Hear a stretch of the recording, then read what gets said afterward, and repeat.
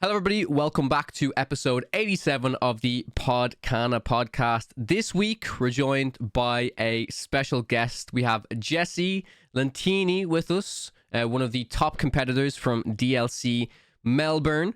Got into the top 8. So, as people can imagine, if you've clicked on this video, there's been a lot of discussion and a lot of controversy that's kind of happened over the last week or so regarding DLC Melbourne. But while we will be mentioning some of those topics, we do also want to focus on DLC Melbourne as a whole, really highlight the events, talk about some of the positives, as well as some of the negatives that happened, showcase some of the top performing deck lists, speak to Jesse particularly about the deck list that he brought, his thought process coming into this tournament. And of course, we will be mentioning kind of the elephant in the room, which was the judge call that happened on stream and stuff like that. And at the end, I won't reveal it yet, but there's a positive outcome to this that I'm very happy has happened. So yeah, we're gonna jump straight into it. Jesse, before we kind of jump into this building session and stuff, do you want to give a little bit of an introduction to who you are? Maybe like how long you've been playing Lorcana for. I think people would be interested to hear a little bit about your background, if that's okay. My name is Jesse. From Sydney. I went to the Melbourne DLC. It was my first major Lorcana challenge. It's my first TCG in general, actually. When I was younger, I used to play a little bit of Yu-Gi-Oh and Pokemon with my brothers and that sort of stuff. But yeah, nothing competitive. And I heard about this game. I think it was during Set 4. Ursula's Return just got released. And a friend of mine sort of brought it up, and we hadn't played any TCGs recently over the past 3 years, and I thought, well, we'll give it a go. I think I actually started learning about the game about a week or two before Pixelborn got taken down. So I got in there real quick and tried to just start learning it while it was an online platform.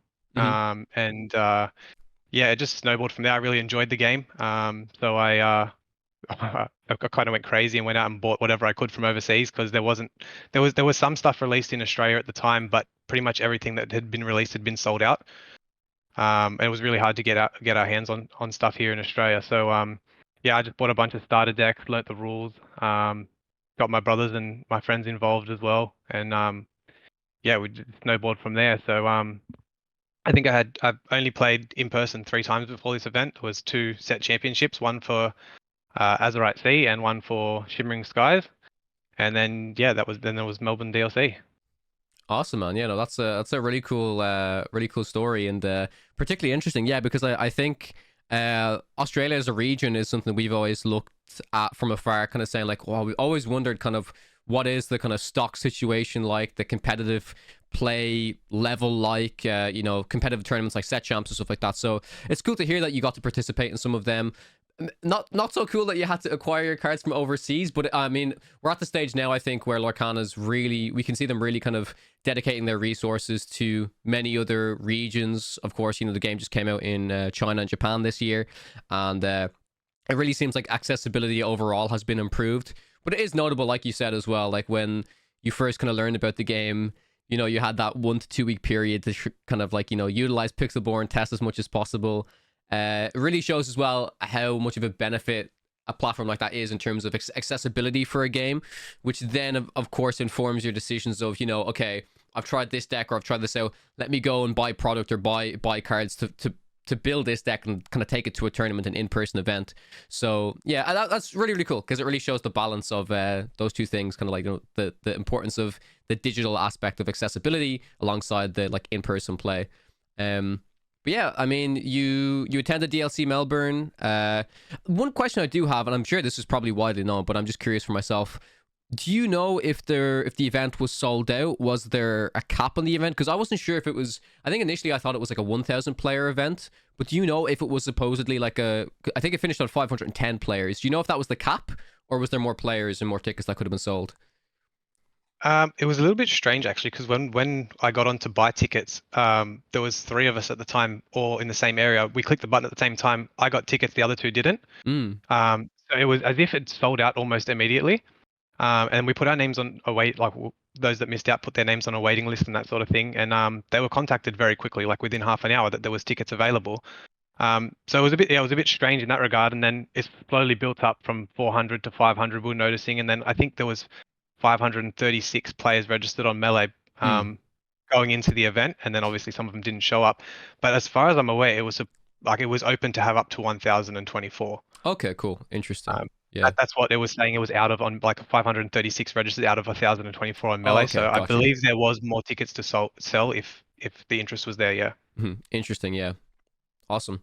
Well, yeah, before we head into the main topic and talk about the tournament, we're going to jump into our spilled ink section. This is our listener question section. If you guys want to have your questions read out on next week's episode of the podcast, be sure to leave a comment down below or join our Discord in the video description as well. Moyen, do you want to read out the first one that we have, if that's okay? It's just at the end here about the dual link card, right? Sure. The question is from Will and Phil. If you could print one dual ink ruby steel card to fix the color combination, what are your ideas? And that's a very interesting question because we've always talked about how like inherently some colors just don't synergize well with each other. They don't make for a very cohesive deck or game plan. And to fix that with a single dual ink card is a tough task. Do you have any ideas already? It's interesting, right? Because you look at Ruby Steel as an archetype, and it's very board based in terms of having characters. You want to be challenging with your characters, and that's kind of how your engine gets going. You've got a lot of like, when my character challenges or when it banishes, draw cards, stuff like that. So yeah, you have to be very, very careful, I think, when it comes to Ruby Steel, because they're both technically they both include kind of removal options. Ruby kind of, focusing on the hard removal, the strength of a character often, and Steel focusing on the health and damaging and stuff like that. So I mean, I could easily say, oh, something to fix it. Yeah, just do like a bonkers removal card that has draw a card attached to it, right? But I don't know. It's interesting just when it comes to dual link cards as a whole, because let's say, for example, if a card like that did exist, like a very well costed removal tool that also drew, let's even just say one card, is that enough for us to want to play Ruby Yeah, because Steel? You know what I mean? To me, at the end of the day, you're still playing, like, if your deck, it's not ramping, and it's just trying to remove everything, I think we're not at a stage where, like, the removal is efficient enough to make that game plan work, so I think Ruby Steel at its core still needs to pose threats, but it's still lacking card draw in that regard. So what I thought of was basically, because they have challenging, okay, so in the essence, Ruby has, like, a lot of, is built around challenging a lot, and Steel has a lot of the damage-based removal. What if you had like a character with like a passive effect where if an opposing character is like dealt more damage than it has willpower, if it's like a kind of overkill, and then incorporate some card draw in that. So it's like oh, you mean like if you overkill it, draw a card, that type of thing? Yeah. Interesting. I think that's the type of thing that would like actually give the players a reason to play that deck, and I think it would also make it quite strong, depending on like the stats of the character. I think it would need to cost like at least 4. Yeah, definitely. Yeah. Any thoughts, Jesse, on have you played much Ruby Steel or even really thought about it? I haven't really. I did verse one in my first set champs actually. It was a location pirate deck, and I think a lot of them are built around the locations as well. So I don't know, maybe you could incorporate it into the location aspect of it, because like Moyen said, they still need to get the threats on board. If they're playing the 3 cost John Silver too, you need to get the locations down to make him useful as well. So I don't know, maybe they can incorporate the card draw into a location that's also doing a bit more in terms of removal as well. Yeah. That's a great idea, just to make it like a Ruby Steel deck that's a little bit like the maybe adds Ruby Amethyst or Ding's Red Blue, where it's like really about protecting those locations, so then all of your removal has like an actual purpose. I think that's a good idea as well. Yeah, I think what I've seen to really try and make Ruby Steel work as well is there's a lot of there's the hero tag as well, which is like, I can't remember specific cards because I personally don't play Ruby Steel, but there's stuff that's like, if your character's a hero, you can challenge ready characters, and then suddenly that allows you to really take advantage of the challenging mixed with the drawing the card aspects of Ruby Steel. So that could be something, but that's also like the tuning and balancing on these cards is very interesting because you don't want it to be overtuned, but then also you want it to be powerful enough so that players will actually want to play the in color combination, you know. So yeah, definitely something. That's the Philo that gives lore, right? Yep, that's Phil, the hero Phil. That's kind of like the goat. So yeah. The next question is from Lorcana Hoodrat. They say, how should I protect myself from cheating and sharking while keeping the discomfort of honest mistakes to a minimum? This is a big question, and I suppose like it is very much related to kind of a topic that we're gonna be discussing in this episode. But I want to let you take this one, Moyen, as someone who's very experienced playing many competitive events. And I've actually never asked you this question, but have you had any sort of sharking or any situations with judges that have kind of made you uncomfortable in other card games, perhaps, or, you know, that you've had to say, I'm not too sure, maybe I might want to appeal to the head judge? And how have you felt in those situations, right? Like, I know this player is asking maybe from a beginner's perspective for somebody who isn't as experienced in this, but it is something that's quite difficult to navigate. And it's the part that is always kind of annoying to me is, you know, this is the part that isn't really what the game is about. The game is the game, and this is like all of the extra shenanigans that go alongside it, you know what I mean? So curious to hear your thoughts.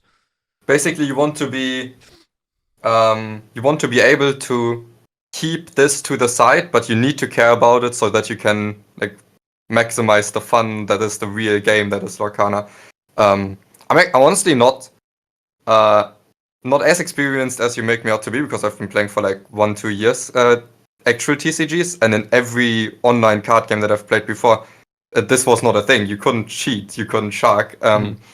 But so since playing physical TCGs, the one thing that I've definitely needed to improve on, which I think I have, is I wasn't very good at calling out slow play at the start. It's like I feel like my opponents could easily get away with playing slower than they should, because I would feel bad to call a judge. I think I'm over that now. I have called a judge for slow play in the past, and I didn't need to feel bad about it. So I think that's one way. Like, you don't need to feel bad. It's like you can call a judge and just tell them, okay, can you please make sure my opponent's playing at a reasonable pace? I feel like they're taking some more time than they would need to, because it's in their interest. And then, like, you don't have to feel bad about it. It's not like your opponent has a right to be mad at you. You're not accusing them of anything. You're just making sure everything is, like, the game is being handled in a proper way. The one time I wasn't very happy was maybe in Seattle. I was playing round 8 of DLC Seattle, and if I ID my last 2 rounds, I'm in top cut, which meant basically everyone was splitting, and I didn't want to split. I wanted one more win to get a better seed, which my opponent was not a fan of at all. And while they kept saying, because they knew they're not allowed to like really blame me for it, they kept saying, no, everything's okay. They had these mannerisms where they kept shaking their head, looked at me in like a weird way, and I was really getting annoyed by that. And then also like they flipped the card over in the mulligan, so I called the judge because I wasn't sure how that was going to be handled. They just got like a warning for showing information that they shouldn't have showed, but then that like increased the mannerisms, because they were like, no, why are you calling a judge? I gain no advantage from this. And it's just for the first 5 minutes of the game at least, it didn't stop. I was getting annoyed, and then the people that were sitting around me, because they weren't playing the game, right? They were all of them split and they were just watching. Then one of them called the judge for us, because like they realized this is kind of getting out of hand. Because I kept telling my opponent, you know, are you good? Can you please stop shaking your head? And he really didn't want to. So then, like, a judge was called, and they said, okay, your opponent's allowed to shake their head. I'm like, okay, but you know, to what extent? This is at some point. This is not respectful behavior. I didn't do anything wrong just because I want to play the game. So they kind of stuck to that, but still, then the judge watched the rest of the game, and my opponent stopped doing that, and we just played the game. So that was like, I guess, the biggest one I've had so far in DLCs. Yeah, and that's a situation where like it's a weird one because, like you said, you kind of have to separate the understanding of like you're not doing anything wrong by calling the judge. Like emotionally or socially, it might seem like it's awkward. Like, you know, you're playing your game, someone puts their hand up to say judge. It's like, oh, like what's happening? What's going on? But I think the biggest takeaway, and I think it has still been the biggest takeaway from everything, is everyone should be aware that you can call a judge whenever you want to ask a question about whatever you want, because you are very much allowed to do that. And I encourage players to do that. If you're unsure of something, if you don't, I think a lot of people are scared because of what the awkward interaction is going to be between the players of, oh, like, why are you calling a judge? Why are you doing this? Are you, you know what I mean? Are you trying to, and I know obviously this is all blown up into the negative side of it from what we've seen can happen, but everyone does have a right to call a judge. And I do encourage people to do it. So yeah, to like come back to the question, to protect yourself from cheating and sharking while keeping the discomfort of honest mistakes to a minimum. Like, it is a really, really big question, but I would say just play the game the way you play the game. Follow the rules. Like, don't try and do any of this outside of the system. Oh, all this stuff that we've heard over the time with DLCs, dice rolling, all this stuff. Like, try and just determine the outcome of the game by playing the game, especially in different situations. But yeah, it's a big question to answer, and of course we're going to be getting into it as we go down a little bit more. Just I guess a few more things to add. It's like there's a few things that you can avoid doing, right? It's like, be very vocalize everything you do it because as soon as you start shortcutting, that's when maybe you can get rule shark, because you didn't properly do something according to like the very technicalities of the rules. And then like one good way to protect yourself is to read the rules, because like reading the rules is boring. It's not why we play the game, but if you want to protect yourself, I think it's important to have a good understanding of the rules. And then the last thing is, know that if you're not happy with the judge call, you can always appeal. And like the worst that can happen is your appeal doesn't go through and you play on the game. For sure. Next one is from Sally. They say, what do you think is an answer for the lottery ticket system for DLCs? Should they increase the capacity or change the lotto system, assuming they realize it's a problem? I know it's been a problem, especially it was at the start for like Lille and Atlanta, and a lot of events do kind of tend to sell out fast now, but I think I still prefer this system compared to the one that you've told me about, Moyen, from like One Piece, where it's like literally luck. Like, you kind of put yourself, sign up, and you'll just randomly get chosen to get a ticket.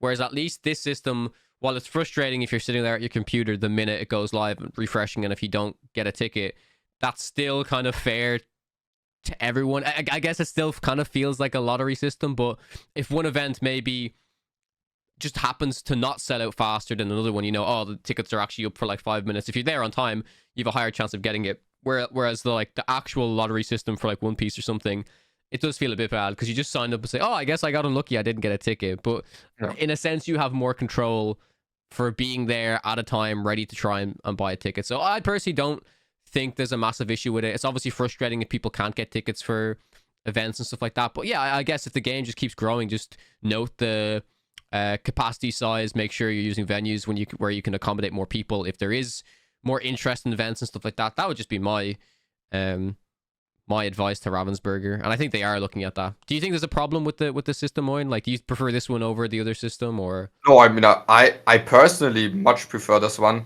because so basically there's two things. It's the other system where it's like just like a raffle and where you put your name down. While it's fair in terms of it gives the same chance to everyone that wants to play, it's also leads to more tickets because everyone just signs up for the raffle if they maybe want to play, and then it leads to maybe then in the end a lot of tickets have to be redistributed, and also what this system does, I think if you really want a ticket and you're there, like the more you care, the more you will make sure you'll be there on time and try to get the ticket. It kind of, well, in my opinion at least, I feel like it kind of filters it in a way where, on average, the players that really, really want to go are also the players that generally are more likely to get the ticket. So personally, I just love attending these events. So with this one, at least I can kind of make sure I get a ticket. And with the other one, I would be very frustrated because like this is, this is a difficult, honestly, a difficult topic because like because this is all or not all we do, but this is like a big part of what we do, right? And does it mean we are more deserving of getting a ticket than someone that just like wants to go there once in a while for fun? Maybe not, but it definitely leaves a very sour taste in your mouth if you like, if this is all you do and then suddenly you have to skip a few months of tournaments because you didn't win a raffle. Yeah. I think just elaborating on that point as well, like if like you said about being the ones that really want to attend those events, you're going to be there the minute that those tickets go live for multiple events in a row. So at least if you do end up missing the first one or the second one, or so be it, you're there at that minute every time. So at some point you're going to get through. Whereas if it's a raffle every single time, then you could miss the whole season's worth of events just based on pure luck, really. Yeah, this is what happened to me in One Piece, where there was like the biggest One Piece event at the start of the year, 2,000 players qualifying to Worlds, and I got like 18th place, was super happy, and at that time it was still just buy the ticket. And then at the end of the year, the same tournament cycle, they had 3 of those huge tournaments, and then they made a raffle and were like, okay, we'll try to make sure everyone at least gets to play in one of these 3 events, and I didn't get to play in any of them. And yeah, since then I haven't really played One Piece. That was really, really frustrating experience. Yep. The next question I'm going to go into is from Lance Dragoon. They say, I have an EV question. At the Melbourne DLC going into the second last round, I was on 34 points but had fairly bad breakers. I decided to take the double ID and lock in the How Far I'll Go promo and missed out on day 2. I'm assuming it's not How Far I'll Go. That's the Let It Go promo, yeah. I was actually a little happy I didn't make day 2 as I had been sick most of the week before and still not fully recovered. Would you have made the same call? Moyen, would you have made the same call? I mean, this is kind of what you talked about for the Seattle type of thing, right? It's like, making sure you want to try to get the higher seed. But in this situation, if you feel like you have bad... I mean, I think in your situation, you're still going to want to try and make day 2 no matter what.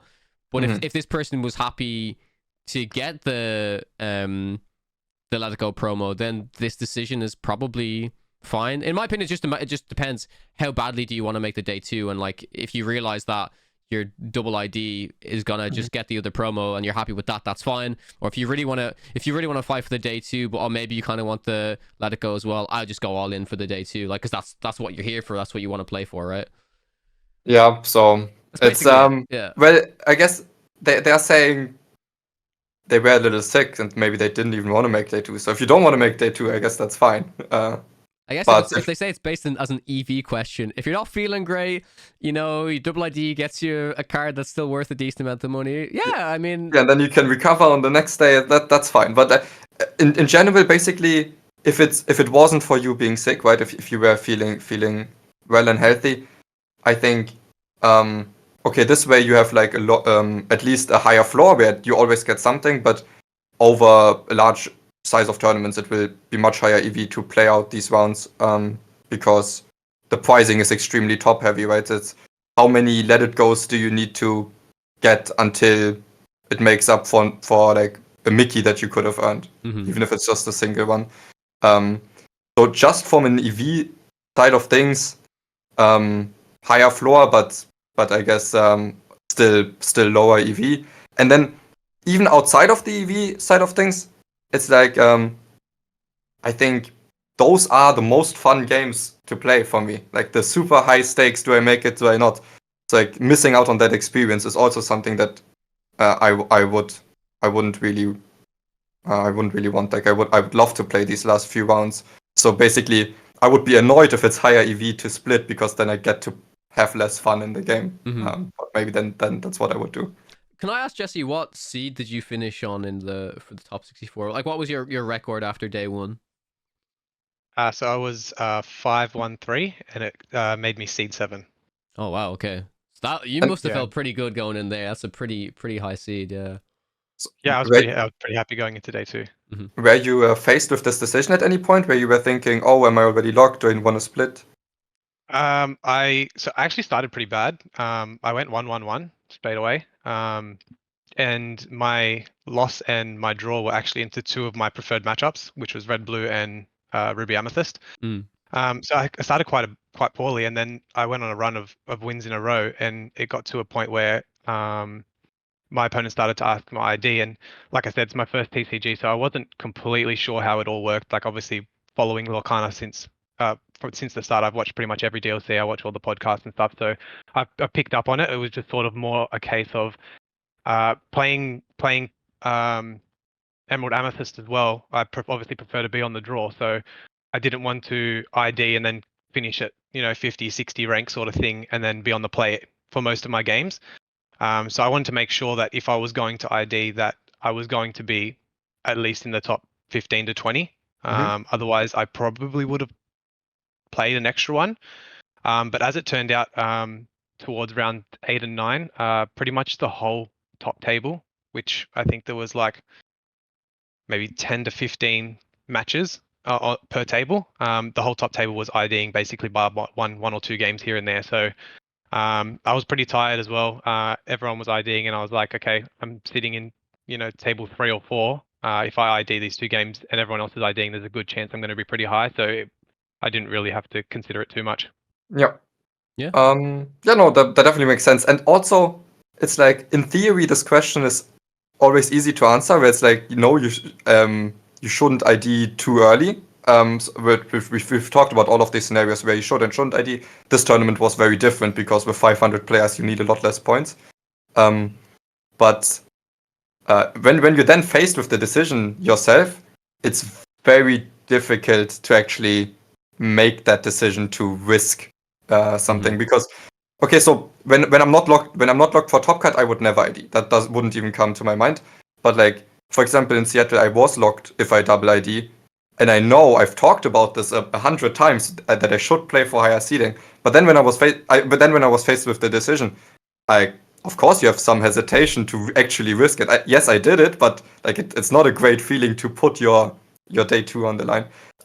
The only last thing about this question is just the crazy nature of 34 points, double ID being locked for top cut. Yeah, That means I was looking 40 at those points. We're so used to such higher points, and I was just like, wait, is this right? And I was like, yeah, no, it probably was right. And then I followed. Oh, sorry.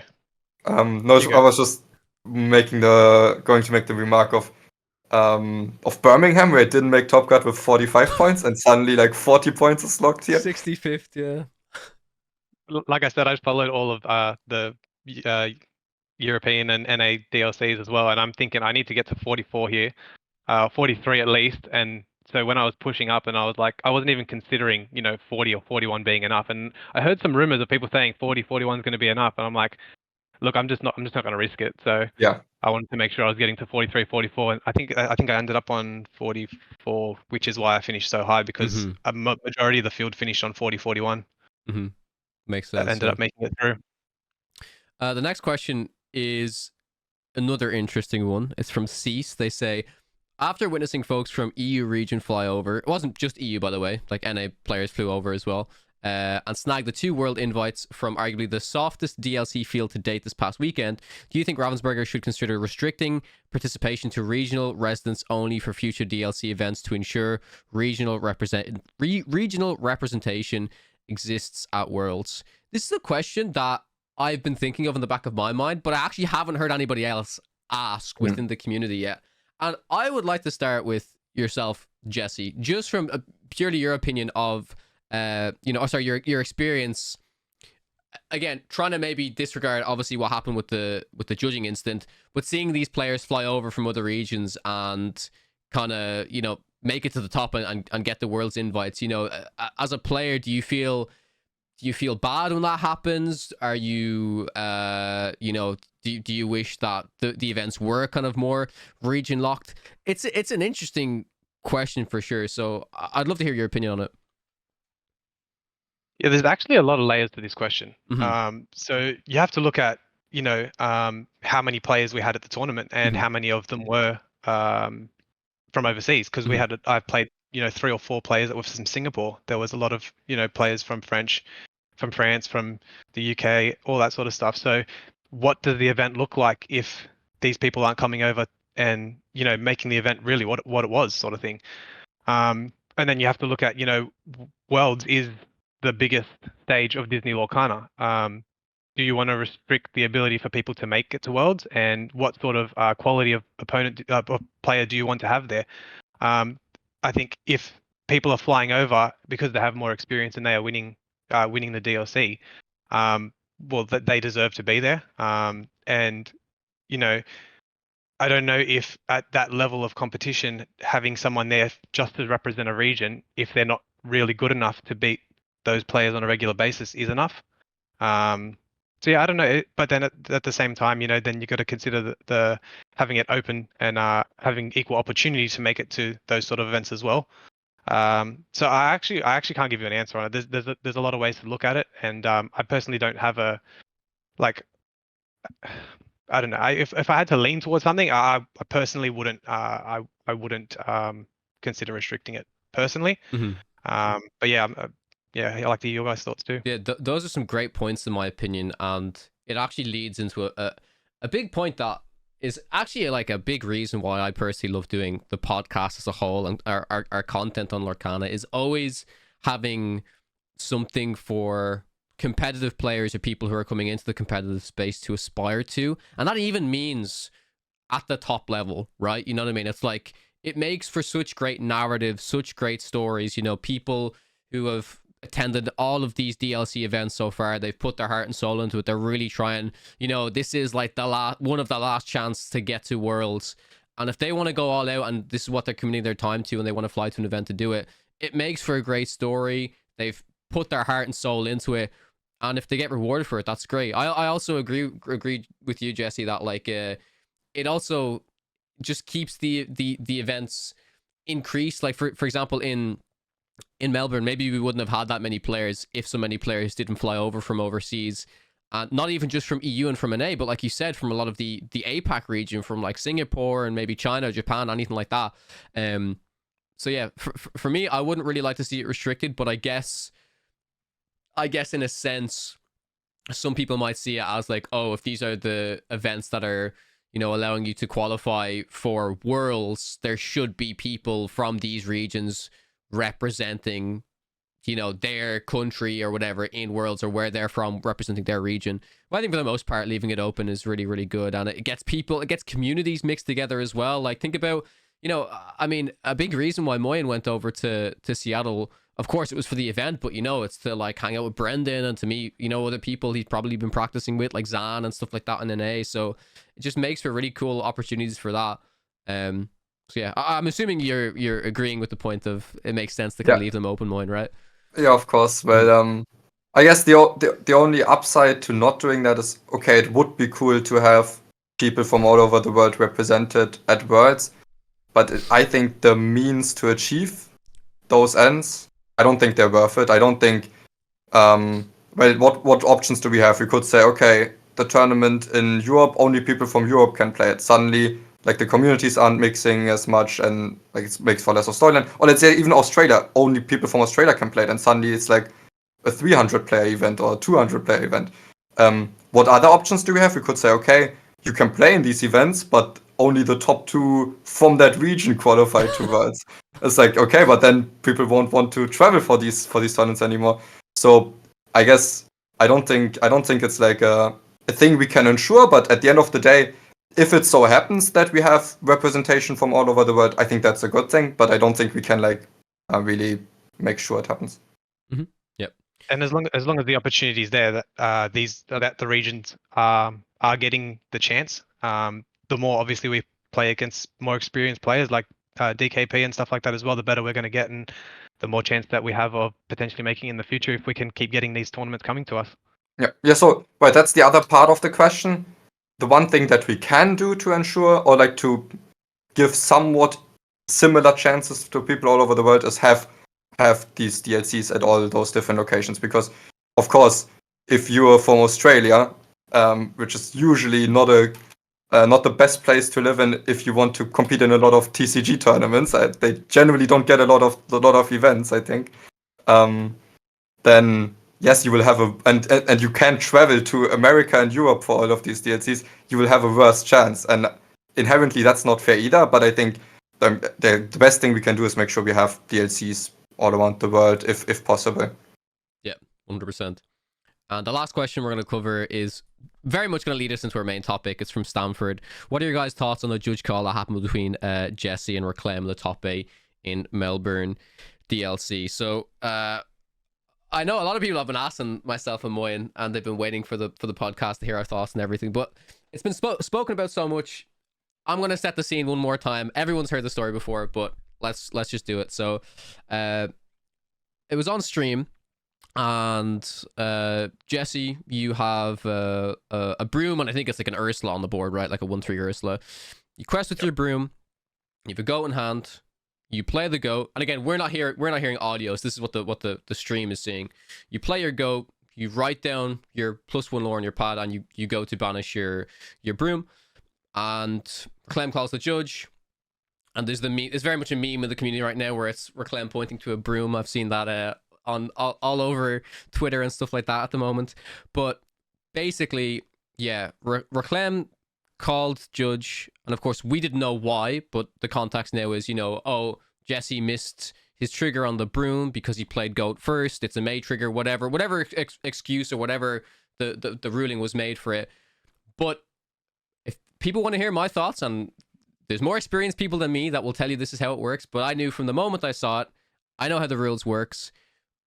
Like, it's all very, very, there is absolutely no way for us to prove that Reclaim knew what the ruling was, besides the fact that in the game previously, there was the white rose that came down, there was the, you banish your broom to draw a card, Reclaim didn't call judge then, so it very much looks like, from the viewer perspective, Reclaim has made this judge call because he's in perhaps a bit of a desperate situation and is trying to claw his way back into the game.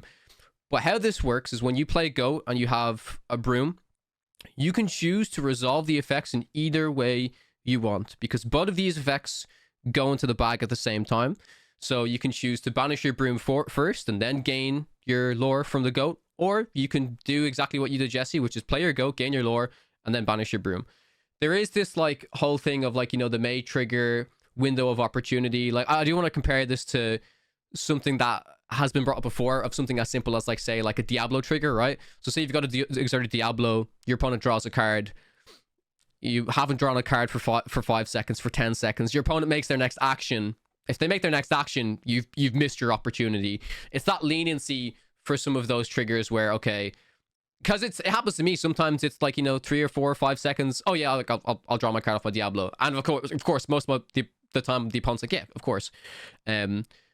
But then there's the whole thing of, okay, in the rules, is it when the opponent makes their next action? So what? When my opponent draws their card, if they immediately play their card, what? I've missed my Diablo trigger because I'm not fast enough. And then that's when the whole thing came up, Moyen, right? Of like, you draw when I draw, the terminology stuff for Diablos. So that's just an example of where some of the May trigger stuff gets a little bit messy. But in the case of broom and goat, these triggers literally go in at the same time.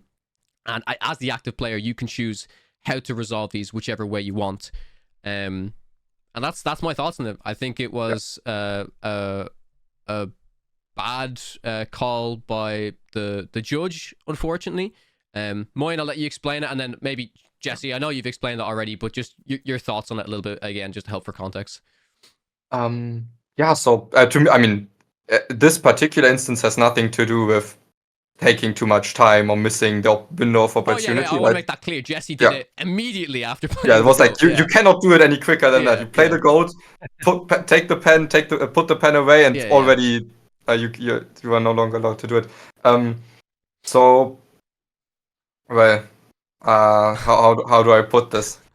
I mean, a desperate situation is to say the least. The guy had 0 cards in hand, and like only like nothing that generates value on the board. Like it's very very easy to see how with a couple of awkward draws, like the B prep that they drew the turn after, you just have to pass for a few turns, and even if the green purple player Jesse here isn't allowed to leave stuff up exerted, they can still progress their game plan by like bouncing stuff, by playing card that draws stuff.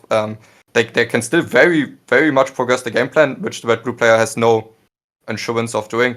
And yeah, so the only argument was like whether the broom trigger can be missed, like whether it cannot enter the back, and that's just not possible. There's like this one old obsolete line in the rulebook where it's like you have to declare the order of your triggers before resolving the first one, but that's also contradicting within the rest of the rule set in itself. Mm-hmm. And also, what would that lead to? It would like how would you have like so you play the goat and then you say, okay, I get this here I come trigger from the goat, and I also get my nice and tidy trigger from the broom. I put them both in the bag. Please hold on, opponent. I'm thinking about what to resolve first from the 2 triggers that I just put in my bag. It's like it's no way you can be expected to play like that. The play was done in that same game before. It's like, okay, maybe like if you give all the benefit of the doubt in the world, sure, I guess you can't guarantee that like they on purpose didn't say anything on the other times and then said it here, but it's like it's extremely likely. And also like this is one of the most common plays in the game. This has I don't know, like so many times. In the entirety of the tournament, it's probably happened thousands of times, and I don't think there was ever a judge called for it. How is it possible that like in a very very important match that's something like that is done wrong? Well, I think we'll talk about like what to take away from it, how we as a community or maybe Ravensburger can make sure that stuff like this is very unlikely to happen again, or like it doesn't happen again. But yeah, this is an absolute disgrace. And if you look at the Twitch chat, there was not a single person in chat that like believed this was the correct ruling. Yeah. It's like there's like hundreds of messages that are in disbelief. But yeah, that's my side of it. Yeah, Jesse, if you want to go ahead and maybe speak about, maybe some of the words that were actually said, or like how you announce things for further context for people listening, if that's okay. Yeah. So look, like you said, it's something I've done 100 times on the day. Yeah, exactly. It's play goat, gain 1 lawful goat, banish broom, draw for broom. Mm-hmm. They were my words. And I barely had the broom in the discard pile before I was pulled up, and everyone's making not fun of it, but pointing out that I looked absolutely confused at the moment that he points to the magic broom, because I had no idea what he was talking about. And then, yeah, the judge explained it. So the judge sort of explained it as because the goat's trigger was a mandatory trigger, once I've resolved that trigger, the goat is now a character on the board and no longer a character being played to the board, and that's why I'd missed the trigger. Which it still didn't make sense to me, and I made him elaborate more again, and he talked about like I said, because it's a May trigger, I have a certain window to play that, and I'd missed that window. Like I knew, like I thought obviously that I was doing the right thing. Like I've always played it this way, like you saw with the rose in the game before. Mm-hmm. But like when you sort of get questioned and you sort of like second guess yourself. I think I was like in that sort of like, oh, have I been playing this wrong the whole time, sort of thing. So that's where I was sort of like, okay, I need a bit more explanation. He gave me the explanation. Then it was sort of like, because we were on the stream, we actually had a judge sitting there on the headset with us the whole time. Mm-hmm. So it's like he had to call a judge over or anything. So just in the fluster of the moment and that sort of thing, it was sort of like, okay, well, this is the call that's been made. He's agreed with my opponent. Like that's it. I can't really do anything else. And I think a little bit of inexperience sort of cost me there, because I didn't even think to call for the head judge to get a second opinion or anything. I thought, well, this is our judge for the game, and that's what's happened. And I wasn't really thinking about anything else. I was more thinking about like, wow, what am I going to do now? Like my broom's there. Maui shark meat, like I'm in trouble. Mm-hmm. So yeah, there's 100 things going through my head, and calling the head judge wasn't one of them. So that's how it turned out. I put the broom back on board, and I was like, what can I do? Yeah. And it Oh, really sucks as well. It's like because I can understand as well. This is the whole thing of like you're in the situation, it like you said, it's a pure expression of like confusion. It's like I've done this so often, and then like you kind of as you're being explained the questions, like exactly what you said. It's like, oh shit, have I actually been doing this wrong the whole time? Do I not understand? But like then listening to the judge explain it like that, to me it's like, oh, like, it's a mandatory trigger. After the trigger resolves, it's no longer a character being played. And it's like, how much faster, or like in what other sense could you have done that to make it ever so clear? It's like Moyen was saying, right? It's like the terminology of what we're expected to say is just ridiculous if that's the case, right? It's like if you play a Merlin rabbit, it's like, okay, trigger rabbit, enter play, I resolve my rabbit to draw my card from this ability. Like the wording you'd have to use is so ridiculous, and nobody does it. Like nobody uses that wording, and like that's not saying like, oh, this is a shortcut or whatever. Like this is just how this happens. And the only difference is like you could do exactly what you did, Jesse, which is play the goat, write it down, banish broom, or play the goat, banish broom, then write it down. It doesn't matter. It's the same outcome. So yeah, it's just and I think that's why everyone related to it so much. Was it's a play that happens so often. We've all done it. We all understand it. And to be called up on it was just crazy, absolutely crazy. Yeah. It's also when the judge says, okay, you've missed the window of opportunity to trigger your broom. Do they think the window of opportunity is owned? It's like you have to trigger broom before you trigger goat? Because that definitely isn't the case.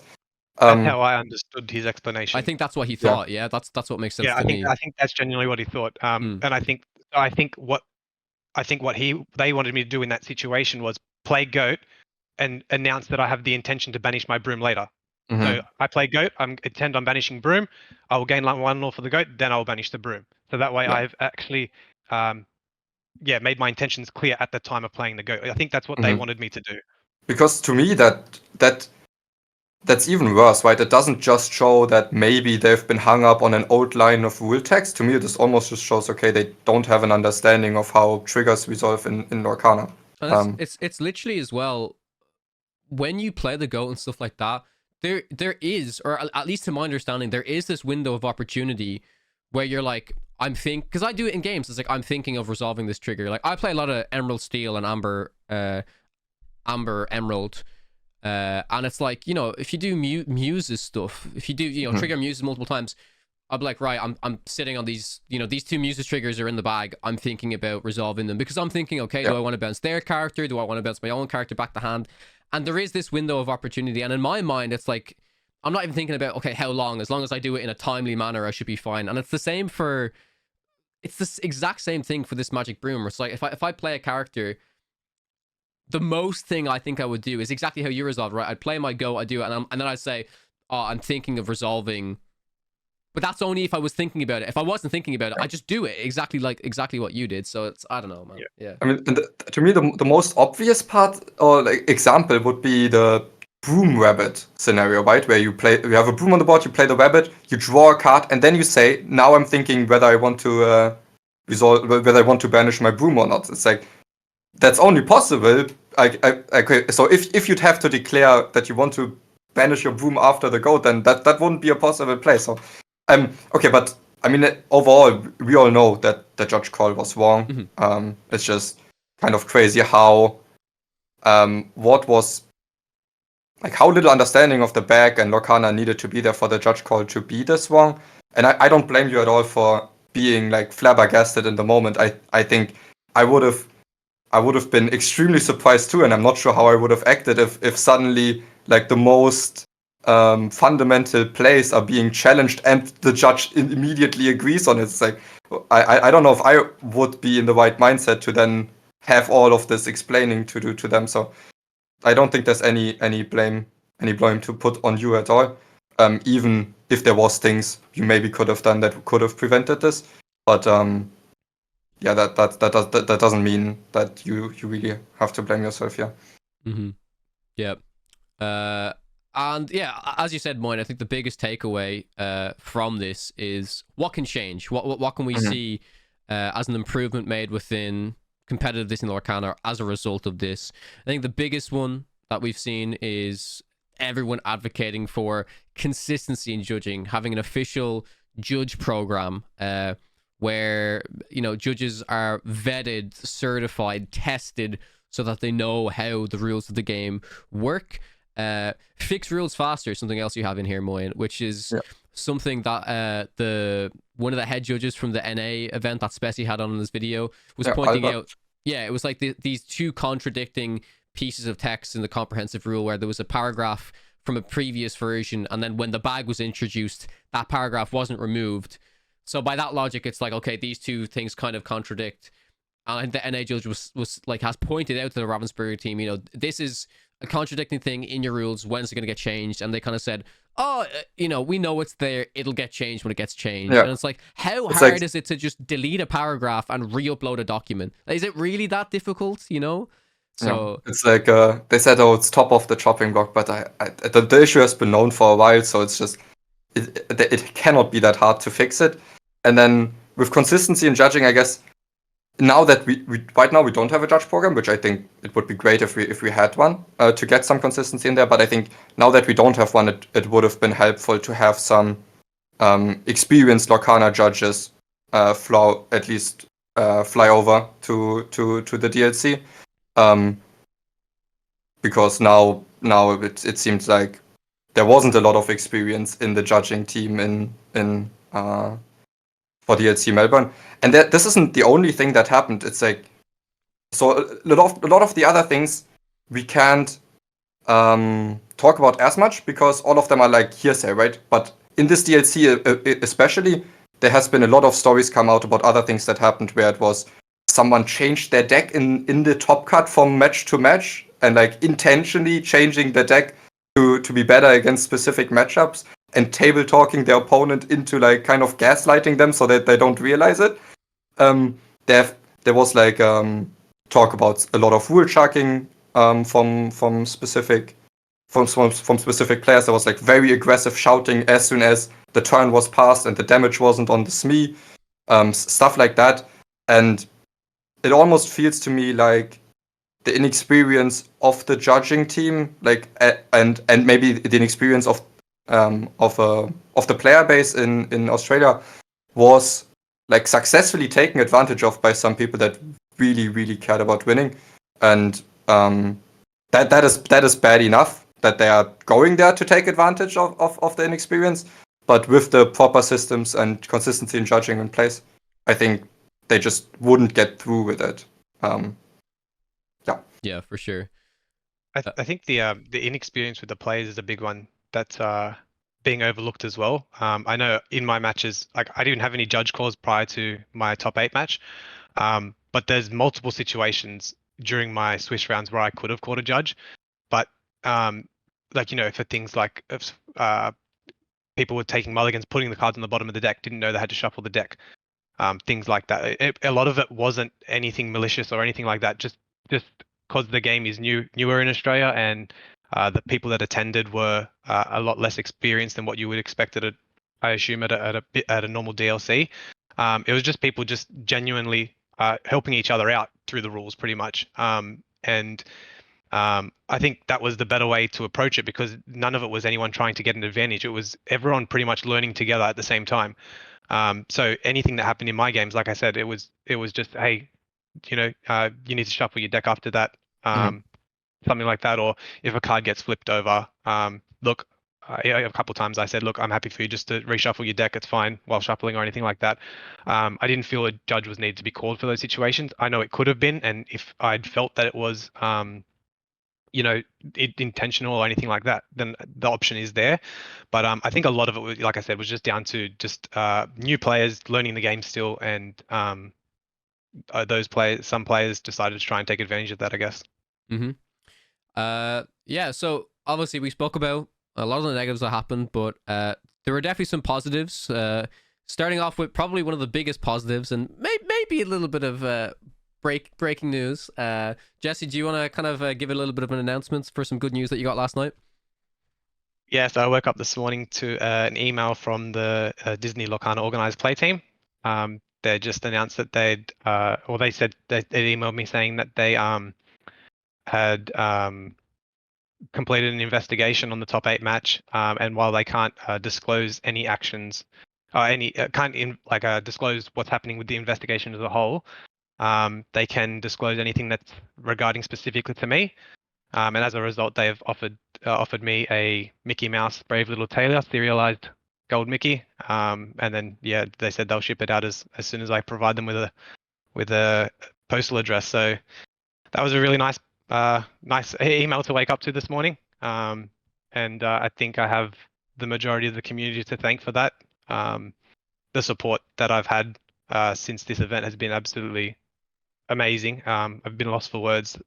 People reaching out to me that I'd only met on the day, people reaching out to me that I don't even know, just to, say what they need to say and offer the apologize for something they didn't even do. It's just been crazy. And I think without the publicity that it's got from, the casters and YouTubers and that sort of thing, I'm not saying that this wouldn't have happened, but I think all that has helped just make it something that just had to be answered, really. And I'm not saying they had to give me a Mickey or anything like that, but it's a really nice gesture from them. But yeah, I'm just really grateful for it.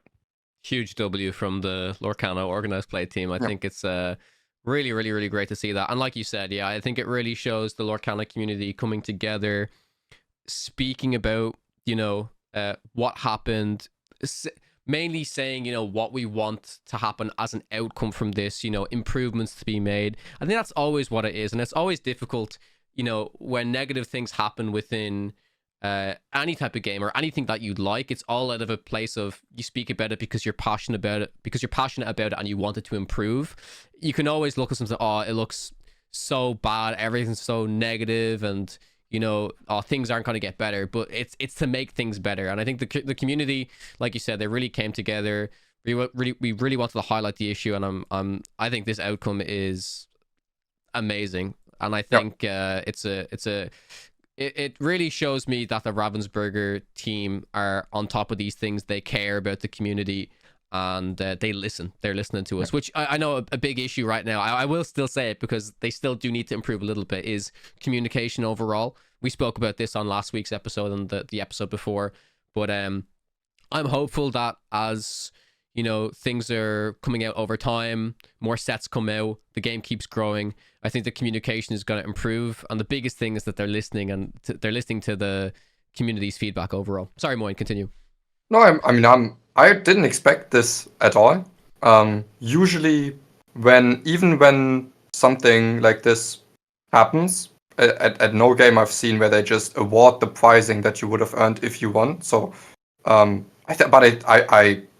very, very happy they did it. I think it's a great gesture. I think the game where the incident happened, you were in a very good spot at least, and suddenly you weren't after that. So I think you had a very, very realistic chance at normally earning that Mickey. I think it's almost lucky that this happened in the top 8 match, and not, let's say this happens in the top 16 match. Probably they can't do anything for you, because then it's okay, if even if you won, you would have needed to win one more, but still it would have been a huge match to get screwed in over. I'm incredibly happy they did this. I'm not sure what this will mean for how they will handle it with Raglan, because if they award you a Mickey, yes, they didn't tell you anything about what this means about the investigation, right? But surely it means that they acknowledge some wrongdoing in that game. So, and then about their Mickey, I don't really care, right? It doesn't change anything for me whether they have a Mickey or not. I don't think they deserve it, but that's not the biggest thing for me. But I think the bigger thing is, what about a player like this at the World Championship? Because as soon as you are okay with them, with what they've done, and letting them participate in the World Championship, what if they win the World Championship? Because that's the biggest PR disaster that could happen if you rule shark your way to the World Championship, and then you are the world champion, and you are suddenly the face of the game. So I think that's really, really dangerous. But I'm still it's not clear to me what their best course of action is, and I'm very interested in how they will handle this. Of course, the best and easiest thing that could have happened was this not to happen, and the systems to be in place for this not to happen. But now we are kind of having this huge issue, and we kind of need to dig ourselves out of this as a community. All right, so taking a look at the winning deck from DLC Melbourne. This is Din's list. It's red blue, of course, Ruby Sapphire. A bit of a different take on it.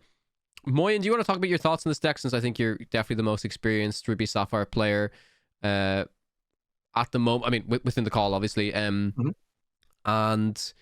yeah, I think the funniest thing was, I mean, this always tends to happen after an event, but I checked Card Market a couple of days after, and it's like many of these cards, like Super Goofs, McDuck Manors, are all like, the most popular selling cards. So it is always funny to me how much decks like this can influence marketplaces and stuff. But is this a version of Ruby Sapphire that maybe you've play tested before, Moyen, or is this kind of different in terms of you've never really ventured down the avenue of going this, I want to say maybe this action heavy or this kind of lore focus? I don't know how you want to describe this deck, but it's very like Pirate's Life, Goofy's, McDuck Manors, and 4 Maui Sharks is quite notable as well, right? Yeah. So no, I haven't tested this particular version or even in this direction. I've tested the manas a lot, but to go this all in Goofy's, Pirate's Life, Maui Half Shark is very much innovation within Ruby Sapphire. I've play tested the deck since. I think it works about fine. I'm not sure. Like, I haven't entirely worked out yet in which matchups I actually like it better or worse than maybe some of the more normal versions. And or the other thing about it is now that I assume it was likely a great deck for that event. Now that kind of everyone knows about this specific version and it being around a lot more, I wonder how quickly decks will adapt. For example, the mirror that was played in the finals against like a more normal-ish version, which was still not really a normal version, but against like a more traditional Ruby Sapphire, in open decklist, Ding was able to take like great advantage of the fact that there was no rush Mauis. Suddenly, it enabled the McDuck Manor on turn 4 line, which isn't really a line against a deck where they can reasonably have Tala on 4 ink, Maui on 5 ink. Like that's a huge tempo loss. So I'm interested to see like how much can it now defend itself now that people are also trying to beat this version of the deck. But it's great innovation within the archetype. Playing 3 Tala, 3 Flower Charm, but 4 Super Goof is like it's like really, really crazy idea. Doesn't mean that it's wrong or right, but it's definitely a crazy deck list. I think the one card that I don't love is maybe the Let It Goes. I've always found that so they get a little bit better because you gain a lore when you play it, but I feel like part of the reason is also it's sometimes included is to take it back, and like retrieving a Let It Go happens like in 10,000 games. It's like, how often do you have the opportunity to have a good Let It Go target, then get a challenge and want to play the Let It Go again? I don't think it happens that much. So that's maybe the one thing. Then I've experimented with this deck maybe where you like defend the manas a little bit more with like Tremaine's post speed prep, a little bit like Ed's version. I've tried to build this a little bit more mid-rangey, where you still have like a similar game plan, but you don't run out of cards as much because you're playing like less of these lore gain cards, so less of the Super Goofs, Pirates Lives, but you still have them as options. But like just the density and quantity of these cards that gain 2 lore each is also quite important in like setting up your win condition and setting up a clock on your opponent. And so you sacrifice a lot if you change the deck. So I'm this particular version, I'm not sure you can change it around too much without like sacrificing part of its core game plan that is very, very important. Because in general, I don't love to play these decks that have like 4 offs each when they're not like strictly more powerful than other cards. I like to have options to play for, but I think with this version, you just kind of say, okay, I have a very strict game plan that I'm following, where I value the density of immediate lore gain more than maybe having the option for like a Scar, Big Sisu, or other options that you could fit into this deck that are definitely like high value or like high quality cards. Mm-hmm. Yeah, and I think it's notable that like you said, like the Let It Go is included in there because that's a card that we haven't really seen in Red Blue in quite some time. And yeah, it's just a very different deck list. Like there's no crazy top end of like no Maleficent Dragons, no Tamatoas. Its game plan is a little bit different. And then as we move into the second place list, we can see the inclusion of these top end cards like the Maleficent, like the Tamatoa, 2 Scar Vicious Cheaters, 2 Hideaways as well to potentially deal with more of a heavy location meta. And obviously, like you've got the dimes. Both of these red blue decks back on 4B prep as well. I've always liked like a high amount of B preps within Ruby Sapphire. I know a lot of people have been like, oh, maybe there was kind of a less amount of B preps in some Ruby Sapphire decks, and there was some more Sisus up there for some kind of Boro clears. People are maybe a little bit more scared of like Peats and stuff like that. But I mean, B prep even in like we're in set 6 is still such a huge swing when it comes down onto the board.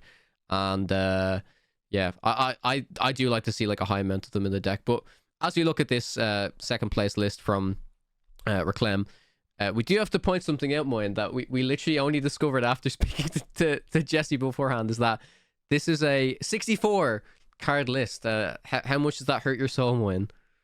Very much.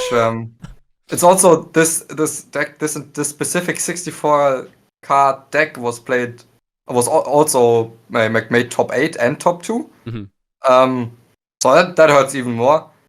Yeah, I just want to stop this, but I cannot stop this on my own.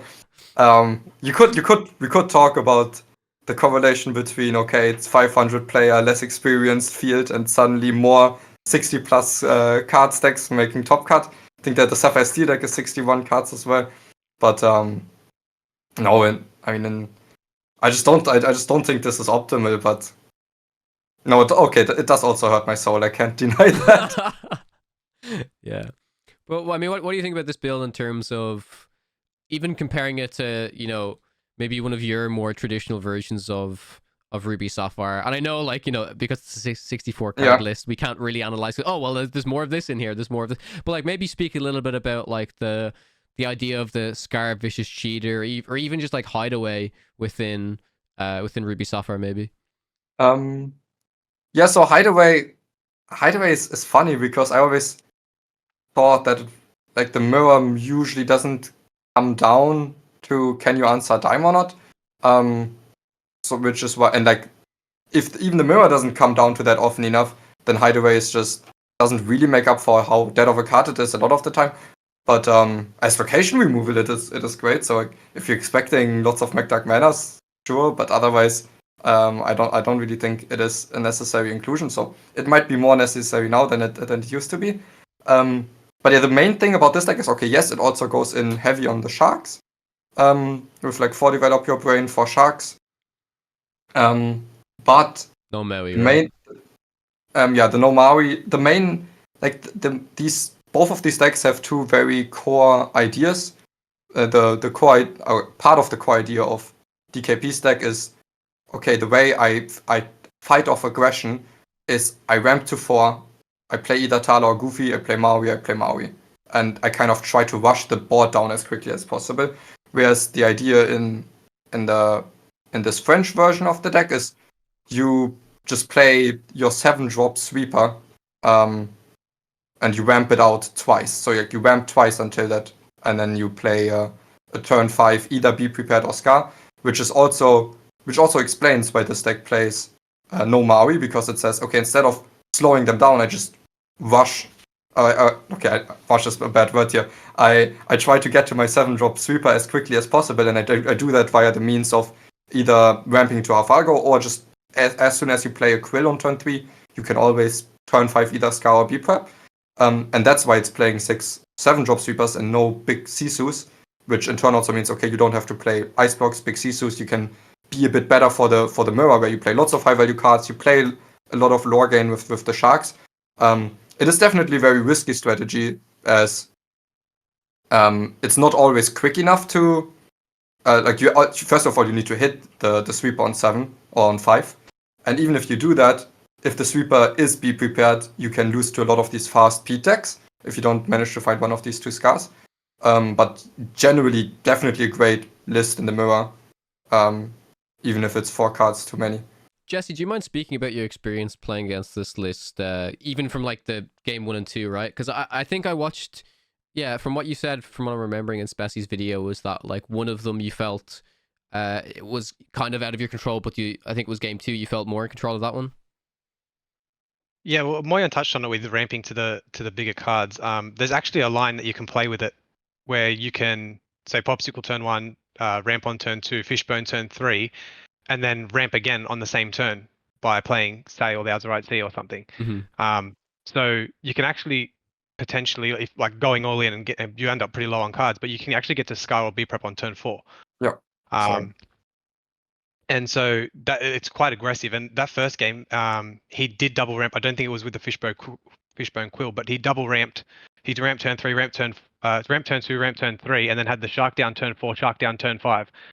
And for Emerald Amethyst, we don't really have any way to remove a Shark unless there's some tech against it being played. I wasn't playing any of them, and it's a long time before I'm getting to an Elsa and a Crab. So those 2 Sharks down on turn 4 and 5, it was going to take, being on the draw as well, it was going to take a lot for me to come back from that one. So that's why I sort of just said, like, I didn't feel like I was a chance at all during that game. Mm-hmm. I feel like he tried to play that line in most of the games, because he knew the earlier he gets a Shark down, the earlier he freezes my board, and it makes it really hard. Just another thing I wanted to touch on with these 2 lists as well, that you could like a reason that they might have been brought to this DLC, for example, is Din's list has 8 uninkables and Raklem's only has like 11. So I think like the idea maybe behind the build was if they felt that the field was going to be more inexperienced, then they would just back their own.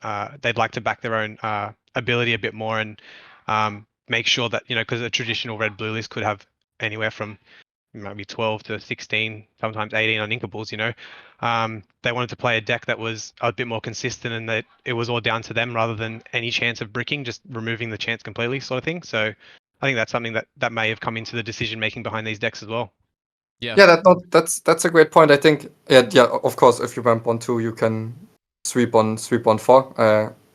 But that is definitely true. But I think because there's so much talk about this consistency, but I think some of it is for the right and some of it is for the wrong reasons. And I think you brought up the best reason, which is if you expect the field to be weaker, then you can get away with valuing consistency more, because maybe you don't need the deck to be as powerful, because you can say, okay, as long as I don't brick, I'll do fine against a weaker field of play. But some of the talk about consistency I've seen is like down to the format, where people say, oh, no, I have to play a more consistent deck because I cannot afford to lose a game in best of 2, where I could afford it in best of 3. I think that's a terrible argument, because basically you building your deck and playing your deck against an opponent, like mathematically you will just have, and like depending on how you play it, mathematically you will just have like a certain chance to win that game. And no matter what the format is, every single game, I want that chance to be as high as possible. So I don't think I can like suddenly say, okay, it's okay to brick in best of 3. It's like it hurts just as much. Like every game matters.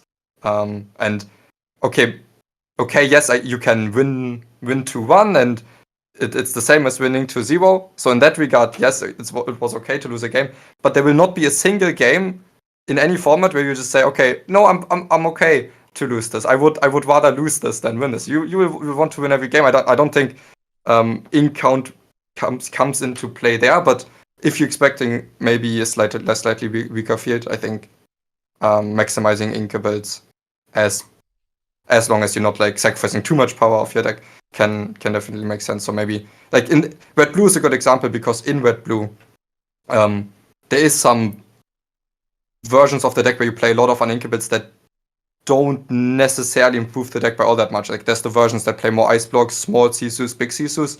Not to say those are bad, but it's not like you necessarily play much lower power level deck just because you don't include these cards. Mm-hmm. Moving on to the next deck, we have the Candio's Diggy Hole deck, which is the Amber Steel one. Curve Central, as I like to call it. It's pretty much like your 1, 2, 3, 4, 5.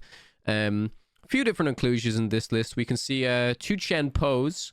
We can see Rapunzel's Tower. The 3-cost John Silver has been kind of making its way in and out of some lists that I've seen, but it is kind of prominent throughout a lot of them. I think a card that I've seen in a few versions, it's not in this one, and I'd love to hear your thoughts on it, Moyen, because I don't think we really got a chance to speak about this version too much, is 5-drop Kita in a deck like this. I know that's a consideration that some players had as well, but in general, this deck is just the usual game plan of this kind of curve Amber Steel deck.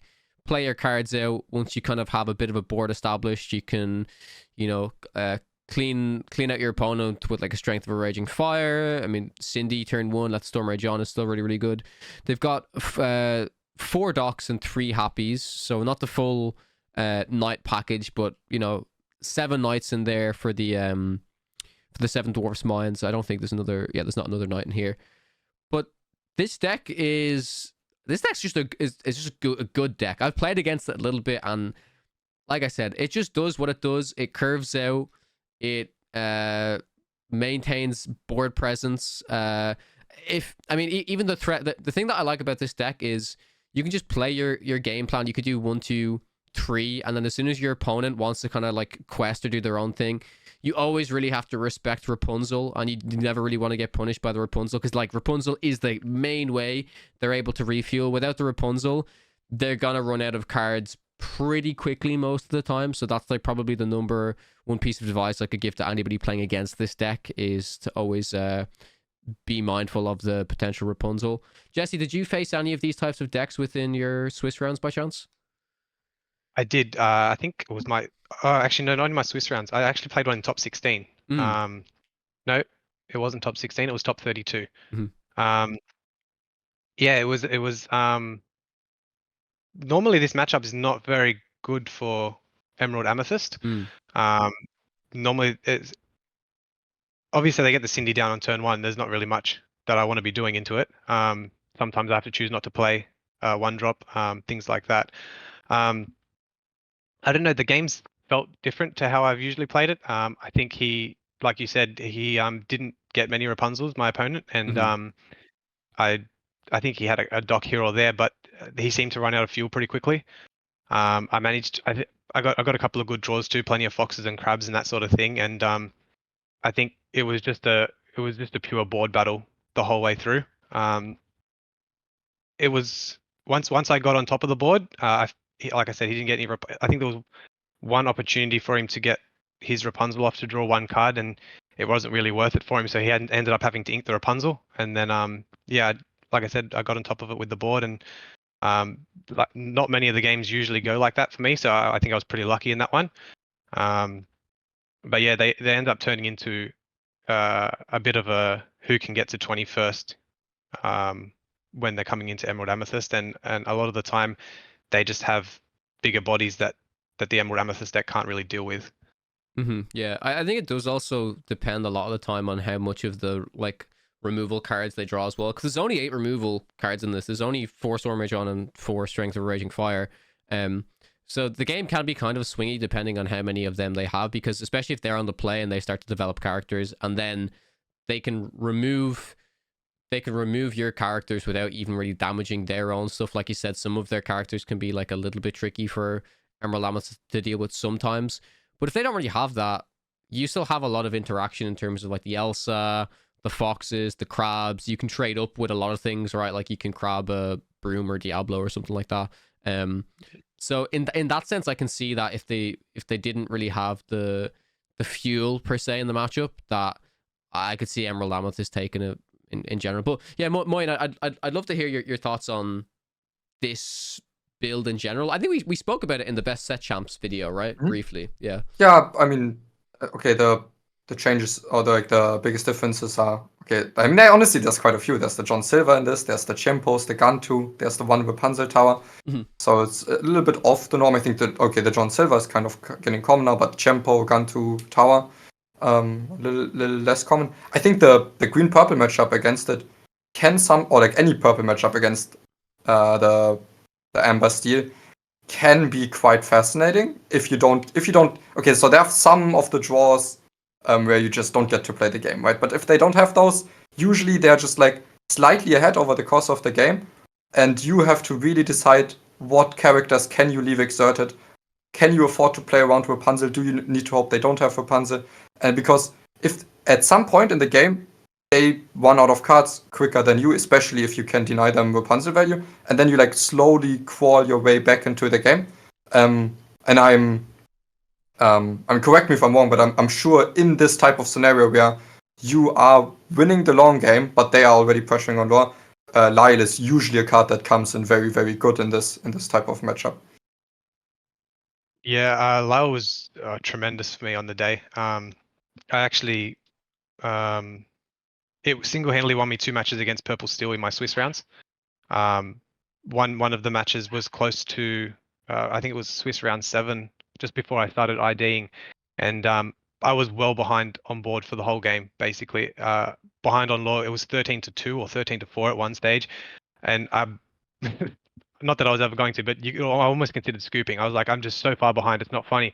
And then I had a Lyle out on board. I ended up drawing into another Lyle and then an Elsa.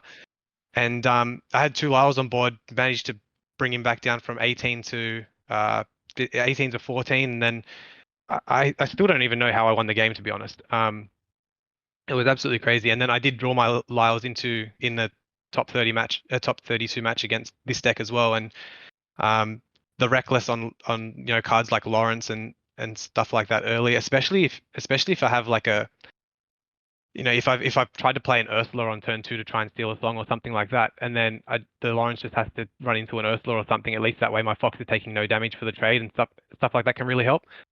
But yeah, the first set champs I went to actually cut Lyle out of it, and then it sort of cost me, and then I put Lyle back in, and I've stuck with him ever since. He's really good in any board battle matchup. I wanted to make it mandatory that everyone that plays Lyle in their green purples has to do the standard Yan Moi pose with the lore sheet when it's like, they're on like 18 and they go down to 10. We have to start posting them all over social media. It's my favorite moment for the Lyle believers. It's one of my favorite DLC moments. Like first DLC, and I had like 2 Lyles on the board. They're on 10 lore, and suddenly they have to B-prep me and go to 0. It's like in the lore sheet it goes like up and down because I was probably playing so many Lyles. Yeah. And then the last list we're going to talk about, the top 4 Sapphire Steel, before we move on to Jesse's Emerald Amethyst, is by Lamb Chops. I actually played against Lamb Chops in the Lorcana Cross Continental Challenge. Very nice lad. And in his version of that deck, he was playing like this. Definitely playing Simba 1-drop, and was definitely playing Pleakley, which a lot of people were interested about, because Pleakley, there was a lot of talk about Pleakley at the time of when set 6 came out, but he hasn't really seen too much love in the grand scheme of things. And again, as a resident Sapphire Steel player, Moyen, I would love to hear your thoughts on this. Besides, again, I have to mention it's 61 cards, so that also is another dagger to the heart.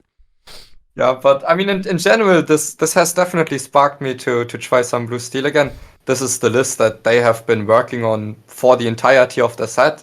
I think it's really cool to see that they just have this thought in their head where it's like, no, I think Pleakley, if I play 1-drop Simba that also can filter some of the uninkables, Pleakley on 3, inkable Ramp that has a body, I think this is good enough, and they're really, I think, I mean, I'm not sure, but it looks like they've been working on this list ever since. And I can see this working. I've still, so far this set had more belief and success with the no-wheel version. But like this does a lot of the, this list at least poses some reasons for why you could also think, okay, maybe this, like, give you reasons to play Holy World with the Twin Fires, with the Pleak on 3. I think all of these generally make more sense in a wheel deck where you can afford to go, like, to play cards for less value, more tempo. And I mean, it's not just the Simba Pleakly that's super interesting. It's like, it's also the 2 Pyrus with the 1 Arthur. So just because playing a 5-drop 5/4 without an on the play ability, that's almost like a crazy idea. But if it's because the tempo loss is huge if this is to be removed, but this is not their main game plan. They can just weigh up the risk of this getting banished too cheaply in any board state, and then if that is not the case, maybe they've already established a Cogsworth, maybe it's a matchup where it doesn't get banished super easily, it can threaten boards very, very well. And then if your opponent isn't exerting to play around the Pyros, maybe at times the Arthur can come in and really wipe out a board. Not sure how often that has happened, but both cards also work in their own right, which is also always important that, like, when you're evaluating these crazy card combinations, that they're also, like, decent cards on their own, which they definitely are. The saddest part about this deck is that it's 61 cards, and also I think I think for a long time they've been playing 3 Fortispheres, even in previous sets, and that's something I could personally never get behind. I know, like, you don't. Okay, this is also only playing 2 Tamatowers, which is like a different thing, but that is somewhat connected to. But to me, I know 7 items is fine. You'll still draw items a lot, but an inkable one cost item that cycles and deck with, like, Quill, Lava Charm, Tamatower, I still found the 4 Fortisphere to still be slightly better than what, like, the 60th card in my deck always. So those are, like, 2 things I can't get behind. I think I would like a 4 Fortisphere. I would like to be on 60 cards. But there's definitely some very, very cool ideas in the deck that excite me to try out the color combination a little bit more. Again, even after testing it a lot already. Speaking about the Pleakly as well, I know that was a card that a lot of people spoke about being quite potentially good in, like, Blurple, because similar to the 1-drop Simba, right? It's like you can kind of ink your 1-drop. But I think the biggest issue with that in Blurple is if you think about all of the good Amethyst 1-drops, they all, like, have a good effect by, like, you know, either banishing themselves, and they all want to be banished, then draw a card. If any of them said, like, you know, when this, like, leaves play, draw a card, I think we could definitely be seeing some, you know, Pleakly in Blurple for sure. But really interesting deck. Pyros, I mean, I'm not gonna lie, while you were speaking there, Moyen, I had to squint to actually read what the card did again because it's been so long since I've seen it. But it kind of acts as, like, yeah, like, once it's on the board, it's kind of like a scar, right? It's like after you challenge and banish something, you can re-ready it, and then it's not even just like you can ready and not quest, you can ready and do whatever you want with it. So quite interesting. Twin Fire in there is a card I've seen a few different decks mess around with a bit, but, like, you know, I love this part of Lorcana is kind of the innovation and, like, the idea that people really like a deck archetype and they want to put in the time and effort to improve it. And I think, honestly, I do want to give a shout out to Spessy, because Spessy tries some wild wacky decks, but he puts the commitment and the time into really trying to make them work. Like, you know, he's tried a lot of different versions of Sapphire Emerald, and I think over time they're always improving, they're always getting better. It's like, you know, even if they're not there yet, it's still really, really cool for me to see. And yeah, I mean, even like you said, Moyen, right? It's cool to see that, you know, this is still a whole new world version, and, like, you've personally been having more luck with the no wheel version. I have to give a shout out to Harlan Sweet as well.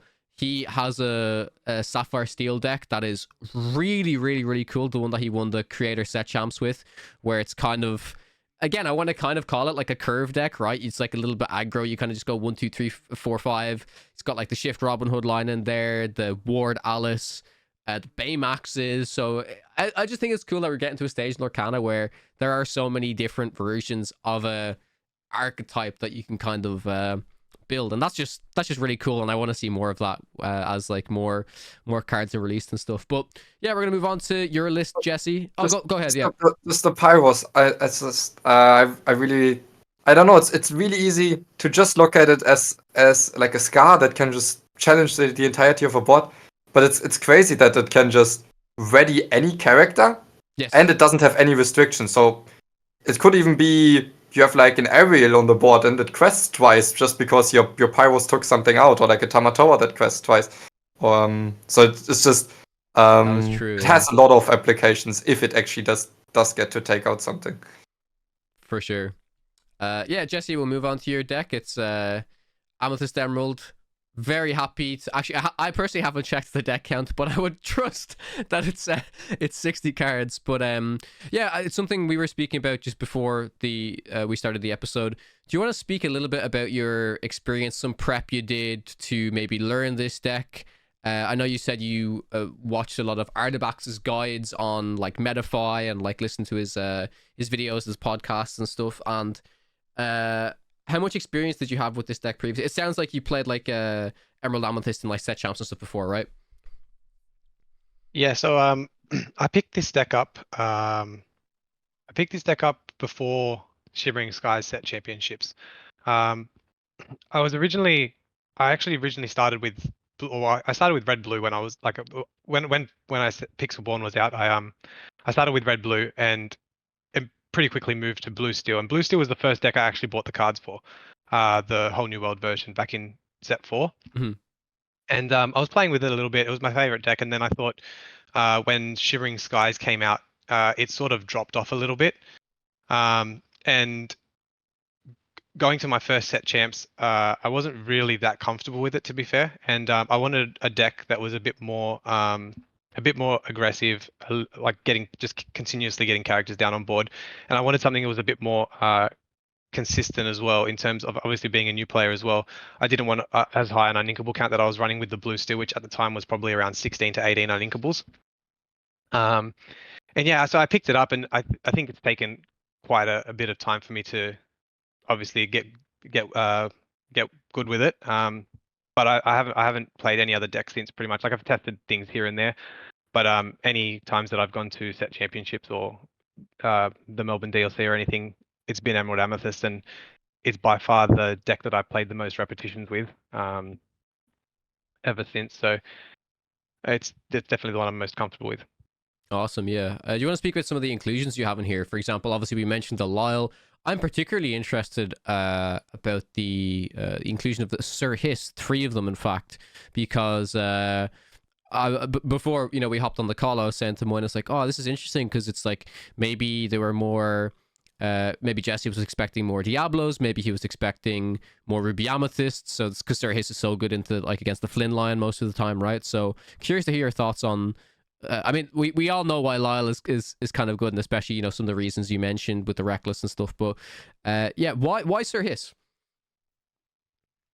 Yeah, so the list has sort of taken a few turns this set. I started with the Clarabelle package, then the Clarabelle package came out, the Clarabelle package came back in. I've been backwards and forwards with a lot of the cards in there, and like I said, I follow Artabax, and I mean his Metafy group and that sort of thing. And I think after Mo had his run with the 1-drop and the Shift Pegasus, there was a lot of talk about at some point, you get to a critical mass of evasives where just having those evasives, people run out of answers to be able to deal with those evasives. Like traditionally in previous sets, Sir Hiss was quite a bad card into, say, Steel Song or something like that. But if you're running multiple genies, you're running Elses, and then they're using their Zeuses and they're using their Strength of the Raging Fires to deal with those sort of cards, and then you end up with a Sir Hiss. Sometimes they run out of answers to deal with that Sir Hiss, and he can just sit on board and quest. You got the Go-Go's in there as well. So that was one of the reasons. And another one was just trying to find ways to be quicker than red blue as well, because before. Obviously, a lot of them were playing the big Sisu and that, and getting down characters with 2 strength or less just wasn't good enough by turn 4. And just having he's down there, they have to use the ice block on it. Sometimes it saves a different character instead that they can't use the ice block on and things like that. I was actually running 2 Sohis in my set champs, and I messaged Artabax before and showed him my list before I went to the DLC Melbourne, and he gave me some tips. I actually, so for most of the set I was running 4 Genie 2 Rabbit, and then I was having a little bit more trouble with the red blue matchup than I thought I should, and I assumed that the red blue matchup was red blue was going to be one of the, if not the most played deck at Melbourne. So I really wanted to make sure that matchup was a strong one for me. And I was just finding that most of the time that I always wanted to play Rabbit over Genie in the red blue matchup, because I just felt like for them by that stage of the game, it's almost the Genie is pretty much a must answer for them, and it barely ever was questing for me. Whereas at least if I get the Rabbit down, not only does it give me the extra card when they remove it, they don't remove it straight away all the time because it's not seen as a big threat for them. So playing the Rabbit, getting a card, playing the Genie, getting a card, and then questing with Rabbit and getting another card later is a lot better than playing the Genie and it being removed straight away. Even if it can't quest. So I went to 3-3 split with the Genies and the Rabbits, and I had a chat with Artabax, and he sort of recommended stay on the 4 Genies but don't cut the Rabbit. Maybe cut another card like Lyle or something like that. But I ended up keeping the 2 Lyles, and I ended up cutting. I had 2 little Pegasus in there, and he was the one that recommended the Sohis. He said it was he really liked it in the current format. Like you said, it's good against Ruby Amethyst. Sometimes it can just sit on board and quest for quite a while. It's also another reason it's really good is it's really good to just run into something with 4 or more willpower for Go-Go to close out a game, because it's cheap. It's usually sticking around on board questing for you, and then at the time you need it, you just run it into something, gain 3 lore, and sometimes that's enough to win the game too. So yeah, that's sort of how I came to my list. I was always big on the 1-drops that draw, and the only consideration I had, because I had the 2 1-drop Pegasus, was putting in some of the Pegasus shift line, but I felt that was more of an all-in or don't do it at all approach, like a decision to make. And in the end, I just preferred having the options of the 1-drops that draw cards and having more late game options with Elsa and stuff into Diggy Hole and your board matches like Purple Steel and that sort of thing. And yeah, so that's how I settled on the list, and I was really happy with how it performed on the day. And to be honest, if I was to play it again tomorrow, there's not much I would change. Maybe just a card count here or there, but yeah, I was really happy with it.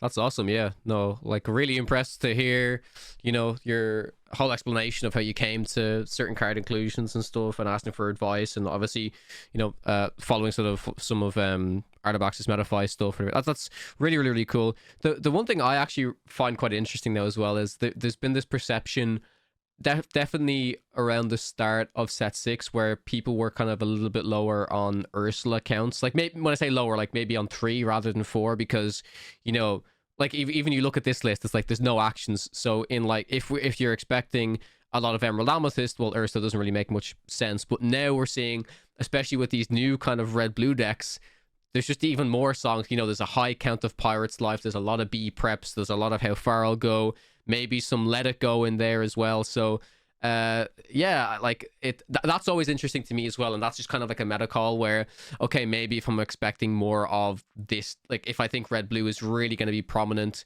I think the Ursula is going to be needed more so than if I think it's going to be like an Amethyst heavy meta where there's not that many actions or not that many songs I could be hitting with Ursula and stuff like that. And even the Go-Go on 2, I did a set championships last weekend, and unfortunately I think I came like 9th or 10th, so I just missed out on the top 8.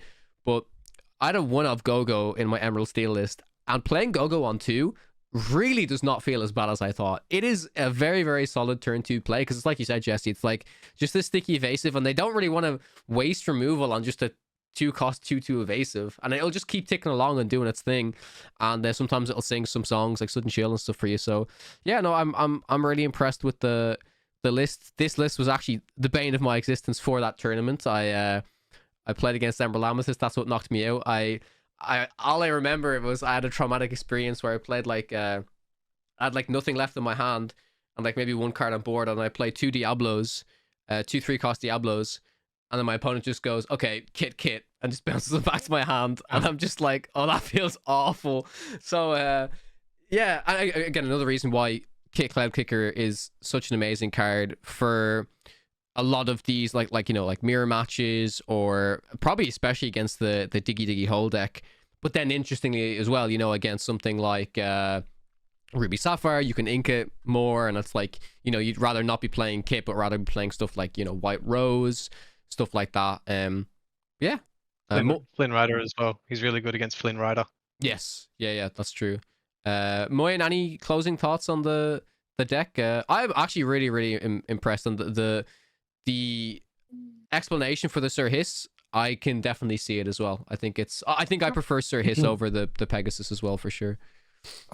Yeah, so I think having some 2-drop that checks Flynn, that's not like Mim or Tomago, is nice. I guess the only other option that comes to mind, especially if you're expecting a lot of red-blue, would be the Banzai. But then the Banzai's uninkability then maybe makes you want to play less 4-drops, and the 4-drops are also great in the deck. Did you try Banzai also in the deck, or what made you choose his over Banzai? I guess it's just the uninkability. But... Yeah, I started the set with Banzai because I finished last set with Banzai, and it was just bringing uninkables down. That's the only reason. If it feels bad to have a card that you have to play like into a steel matchup that can get removed, at least if you have the inkable, you have the option. So that's why we went with Sir Hiss. Another thing I forgot to mention as well is it's another card, it's another option to play on turn 2 into, say, Diggy Hole or, you know, Purple Steel when they play the Calhoun. The Calhoun can really shut down if you play 1-drop, double 1-drop, and then even say it's something like Kit or something after that. You really don't have a way to answer the Calhoun. So even if they're questing it and you can't take it out or something like that, then it really slows you down. Whereas having the Sir Hiss, at least that way, if they end up trading your Merfolk and having to discard, at least you can take the Calhoun out. And they only got the 2 lore once. I know a couple of times before having the Sir Hiss, you know, they take out a Merfolk and then it's still there. It might take out a Diablo later or something like that, or you can't quest your Diablos now. You can't get the draw of your Diablos, or and you know, we don't always, when we're having in those sort of matchups, it's like I said before, it's a battle of the board. So you don't really want to be bouncing your 1-drop to play a snake, because then you're losing the tempo straight away. So Sir Hiss is really good into any matchup with Calhoun, just to you know, check the Calhoun sort of thing, making sure that can't gain lore while you keep building your board as well. Yeah, so, sounds great. It does like both things. It gives you something to do while the Calhoun's sitting there, and as soon as the Calhoun's exerted, it takes it out so you can quest with everything else again. That's right. Awesome, yeah. Well, that was a really great discussion about all of the top performing decks. We will have a link down below in the video description for all of those decks. It'll be on inkdecks.com. And yeah, we're just kind of moving to the end of the podcast. Closing thoughts. Once again, Jesse, thank you so much for coming on the podcast, talking about the event. Like, that's one thing I really wanted to do, like I said, was really focus on the event as a whole. Of course, also mention some of the stuff that went on. And yeah, just like congrats once again on having such an amazing performance, especially like it's a credit, you know, like you've played 2 set champs and this was like your first major event. It's like a huge achievement. You should be incredibly proud. It's great to see, like, you know, you've clearly put in a lot of prep, a lot of time and effort into, you know, developing your deck, thinking about certain deck choices, and I'm glad it went so well for you for the most part, of course. And yeah, just any closing thoughts on how the event went, maybe more stuff you'd like to see for the future of Lorcana, etc., whatever you want. Yeah, no, like I said, it was my first DLC, so I don't really have much of an idea how they usually run. But I felt like on a whole, the event was good for the community of Lorcana in Australia. All I can ask for is that hopefully that Ravensburger gives us some more, and we can keep improving as players over here, and hopefully then that way we get more chance to make it to bigger events at somewhere down the line. And yeah, just want to thank you guys again for having me on and giving me the opportunity to speak and that sort of thing. And I really appreciate the support from yourself and from everyone who's reached out to me. I really do appreciate it. Awesome, man. If- Yeah.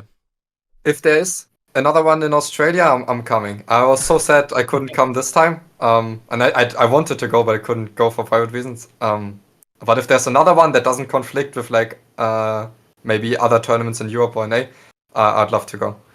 Yeah, Sounds good. I was joking because my sister has just recently moved back from Australia and brought an Aussie back to Ireland with her. So I was like, God damn it! As soon as I got an excuse to come over and visit, right? They've come back home. But no, I'd love to make a trip down there as well. I've never been to Australia. But yeah, and I also want to like highlight, it was really cool, like you mentioned, Jesse, to see folks from like Singapore and like the APAC region coming over for them. And like, of course, it's still like a big trip, but even with more DLCs perhaps being run in like China or Japan, there's more opportunity for some Australian players who are like have such an itch to compete to maybe it's a little bit more reasonable for them to make the trip over there. Although I do know they have that ruling now where within the Japanese and the Chinese events, you do have to use cards within that specific language, which is a little bit of a shame. But for vice versa, you can use, I'm pretty sure, like within Europe, NA,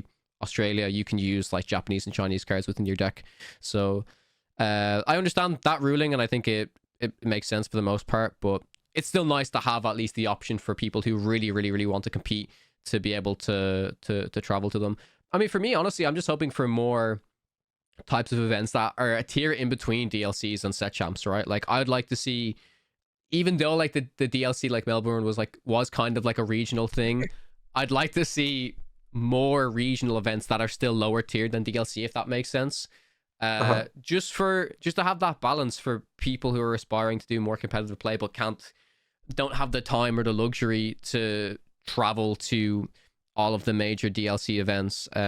Just want more competition, more stuff to come in the future. And I have a feeling that they've probably heard that as well, that like, you know, seeing the success of the previous DLC season, like I spoke about it a little bit online. It was such a shame to see it like a very, very successful DLC season have this little bit of a rocky end, unfortunately, because everything else that the Lorcana team have done in terms of organized play has been incredible. And they should already be proud. Like I said, as a community, of course, we're going to voice our concerns about the things that we're not happy about. And I do think oftentimes we don't celebrate everything that went right more like often enough. So I do want to take the opportunity to say, you know, huge props to the Lorcana organized play team. And it's even shown it even more with, you know, the message they sent you, Jesse. It just shows that they care and they want to look after the community. They listen to the community, and yes, worlds when, please tell us, Ravensburger. Yeah, I was about to say the rocky end to the season. It's not just what happened in Melbourne. It's also, you know, what's happening in the next 2 months, 3 months. Like no one really knows. So I hope we get something to get us over this dry period. Yeah. Oh, actually, yeah, as well. Anyone who's listening, we've got card reveals coming on next week's episode of the podcast. So stay tuned for that. It's going to be some interesting discussions for sure. So yeah, with that being said, thank you everybody for watching. The number one thing you can do to help us is leave us a review on your local podcast platform, be that Apple Podcasts, Spotify, etc. There's a video version